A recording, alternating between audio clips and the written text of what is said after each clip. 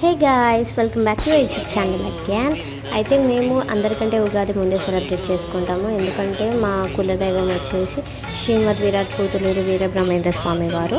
So మేము ఆయనకి అమావాస్య రోజే మేము పూజ అయితే చేయడం జరుగుతుంది. మా పనిముట్లు అనగా ఆ, మనకి సుత్తె కానివ్వండి, రంపం, ప్రతి ఒక్కటి కార్పెంటర్స్కి అంటే వడ్రంగి వాళ్ళకి కావాల్సిన ప్రతి ఒక్కటి కూడా ఆ దేవుడికి సమర్పించేసేసి ఆయుధ పూజ అనేది చేస్తామన్నమాట. బికాస్ అది మాకు ఆయుధం లాంటిది.